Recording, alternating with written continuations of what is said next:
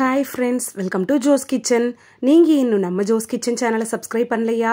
சட்டுன்னு சப்ஸ்கிரைப் பண்ணிட்டு லைக் பட்டனை தட்டி விட்டுட்டு வாங்க வீடியோக்குள்ளார போகலாம். நம்ம நாட்டில் குழந்தையின்மை பிரச்சனை அப்படிங்கிறது முக்கியமான பிரச்சனையா உருவெடுத்து வருது அப்படின்னு கூட சொல்லலாம். நம்ம என்னதான் நிறைய சிகிச்சை முறைகள் வந்த நிலையிலையும் கூட உணவு முறை வாழ்க்கை முறையிலையும் நம்ம சேர்த்து மாற்றத்தை செய்யறப்ப இந்த குழந்தையின்மை பிரச்சனையை குணப்படுத்த முடியும். அப்படி கீட்டோ டயட்டை பின்பற்றுறதுனால குழந்தையின்மை பிரச்சனையை எப்படி தீர்க்க முடியும் அப்படின்னு தான் இந்த வீடியோவில் பார்க்க போகிறோம். 12 வாரம் இந்த கீட்டோ டயட்டை நீங்கள் செஞ்சாலே போதும், குழந்தையின்மை பிரச்சனை தீரும். இது நான் சொல்லலைங்க, டாக்டரே அட்வைஸ் பண்ணுறாங்க.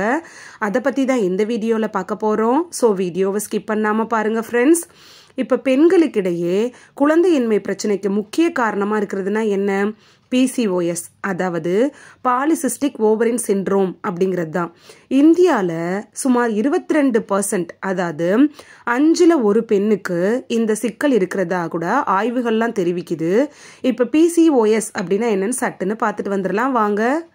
ஒழுங்கற்ற மாதவிடாய் சுழற்சி, முகத்தில் முடி வளர்ச்சி, முகப்பரு, இது எல்லாமே PCOSோட அறிகுறி தான்.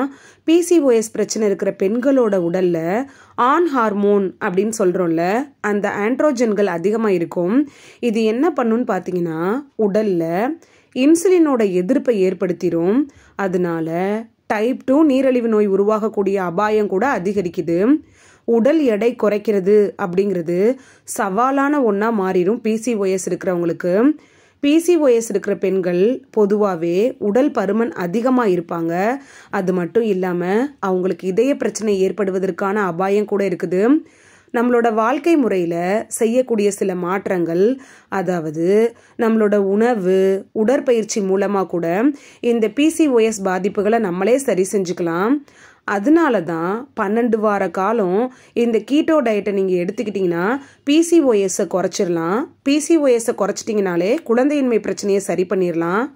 கீட்டோ டயட் இந்த காலகட்டத்தில் பலராலும் விரும்பி பின்பற்றப்படக்கூடிய ஒரு முறைனா இந்த கீட்டோ டயட் தான். நம்ம ஊரில் கூட பல பிரபலங்கள் இந்த கீட்டோ டயட் முறையை பயன்படுத்தி உடல் எடையை குறைச்சிருக்காங்க. குறைவான கார்போஹைட்ரேட்டுகளை எடுத்துக்கணும் அப்படிங்கிறது தான் இந்த கீட்டோ டயட்டோட அடிப்படை அப்படின்னு கூட சொல்லலாம். கார்போஹைட்ரேட்டுக்கு பதிலாக உடலுக்கு தேவையான கலோரிகளை கொழுப்பு மூலமாக நிறைவு செய்கிறது தான் இந்த டயட்டு. அதாவது கார்போஹைட்ரேட்டை குறைச்சிட்டு கொழுப்பு அதிகமாக எடுத்துக்கிறோம் அப்படிங்கிறதுனால நீங்கள் கொழுப்பு எடுத்துக்கக்கூடாதே அப்படின்னு நினைக்க வேண்டாம். கொழுப்புங்கிறது நல்ல கொழுப்பு இருக்கக்கூடிய உணவுகளை எடுத்துக்கிறது.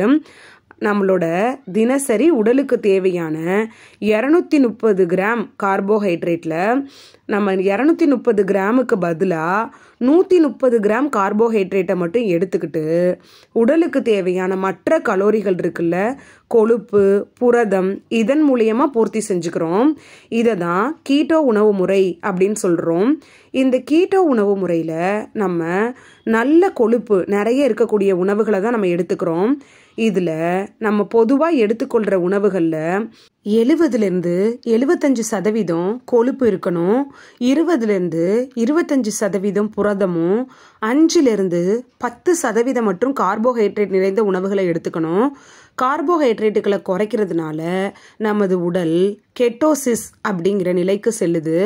அதாவது நமது உடல் இயங்குறதுக்கு தேவையான எனர்ஜிக்கு உடல் இருக்குல்ல, அது நல்ல கொழுப்பை பயன்படுத்த தொடங்கிரும்.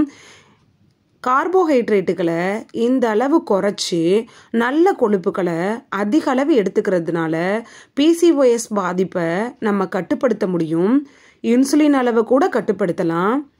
ஹார்மோன் சமநிலையை மேம்படுத்துறதுக்கும் இது ரொம்ப ஹெல்ப்ஃபுல்லாக இருக்கும்.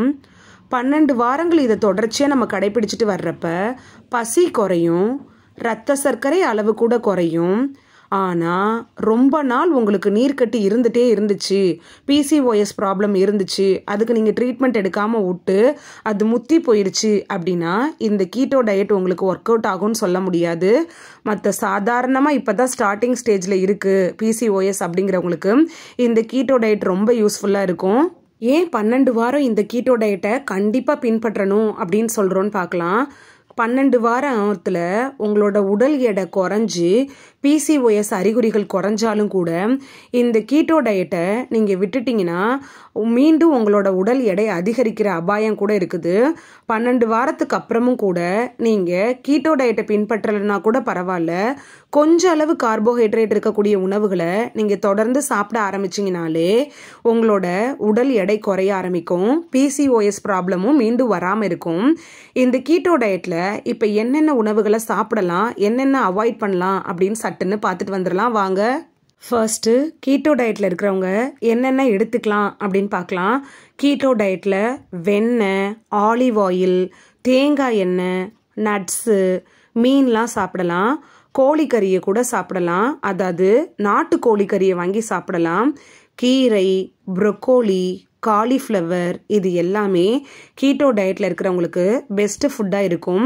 கார்போஹைட்ரேட் குறைவாக இருக்கக்கூடிய ஸ்ட்ராபெரி, ப்ளூபெரி இது மாதிரியான பெர்ரி வகைகளை சாப்பிடலாம். சீஸ், ஹெவி க்ரீம், பால் பொருட்கள் இதெல்லாம் கொஞ்சம் கம்மியாக எடுத்துக்கிறது நல்லது. என்னென்னலாம் சாப்பிடக்கூடாது அப்படின்னு பார்க்கலாம். இப்போ கார்போஹைட்ரேட் அதிகம் இருக்கக்கூடிய உணவுகளை கண்டிப்பாக நம்ம அவாய்ட் பண்ணணும். இயற்கையாகவே சர்க்கரை அதிகம் இருக்கக்கூடிய வாழைப்பழம், ஆப்பிள், திராட்சை இது மாதிரியான பழங்களெல்லாம் நீங்கள் தவிர்க்கணும். ப்ராசஸ் செய்யப்பட்ட உணவுகளை நீங்கள் கண்டிப்பாக அவாய்ட் பண்ணணும். அதே போல் பீர் இதெல்லாம் கூட நீங்கள் தொடவே கூடாது. குழந்தையின்மை பிரச்சனைக்காக நீங்கள் டாக்டர்கிட்ட நீங்கள் ட்ரீட்மெண்ட் எடுத்துகிட்டு இருந்தீங்கன்னா உங்கள் டாக்டர்கிட்ட அட்வைஸ் வாங்கிட்டு இந்த கீட்டோ டயட் முறையை பின்பற்றலாம். இந்த வீடியோவில் 12 வாரங்கள் தொடர்ச்சியாக கீட்டோ டயட்டை பின்பற்றி பிசிஓஎஸை ஓட விரட்டி எப்படி குழந்தையின்மை பிரச்சனையை சரி பண்ணலாம் அப்படின்னு தான் பார்த்தோம்.